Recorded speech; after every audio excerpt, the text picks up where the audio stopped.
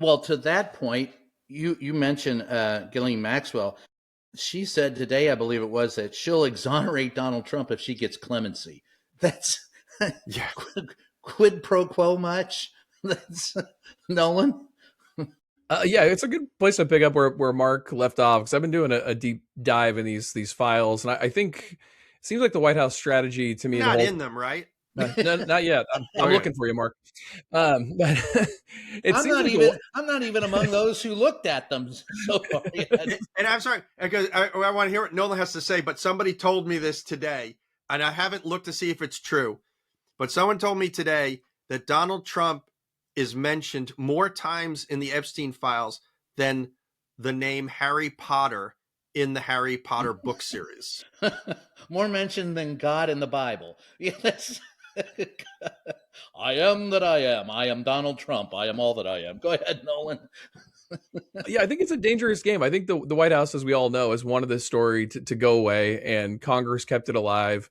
And it seems to me they thought by releasing the files with redacted names of anybody who's Donald Trump or associated with him or his friends, they could make it go away. And it's still not going away. And as Mark said, I think calling the Clintons in was an attempt to distract and make this again about the Clintons. But, going through the files, the Clintons, other than associations, which, there's an ick factor there of being associated with the Epsteins, Yes. there's not much more than that in there. And even if they try and bring up like these old scandals that have worked for the Republicans before, like Lewinsky, for example, like Kenneth Starr, the special prosecutor, is all over the Epstein files. He reached out to Epstein for advice on how to deal with his own character problems after sexual abuse allegations or sexual assault allegations. So I think it's a disaster. And then at the same time, you've got Thomas Massey out there and Ro Khanna Yeah. threatening to go look at the files unredacted and then just read the names of the co-conspirators publicly. And the FBI files themselves say there's at least 10 co-conspirators. We think we know 3 or 4 through some reporting. But Ghislaine Maxwell says there's 25 others. So I don't think this story is going away. And I think calling the Clintons in and giving Bill Clinton and Hillary Clinton an opportunity on the microphone in the public is a big mistake on this issue, because they will get an audience, and Bill He can shape a can. room in a narrative. He can own a room. Yeah. He's good at it. I've heard him talk for years, and he's very good. And what he's really good at is detail. He remembers Mhm. detail better than anybody I've ever seen as far as politician. But to your point, Donald Trump keeps saying turn the page, and they keep saying, yeah, you're on that one too.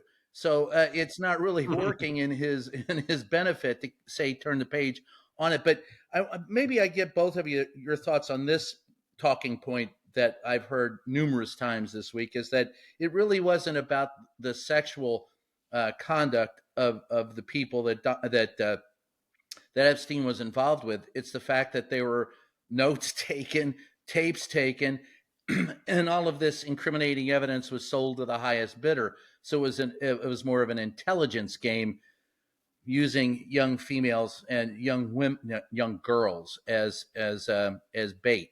And to me, that's even more frightening, that than there was a purpose to it all along, not just to act like the Emperor Caligula on a weekend holiday, which is, I mean, I swear to God, you read some of the stuff in the in these files, it's enough to make the Roman gods blush. I mean, some of the shit that went on is just, you know, power corrupts.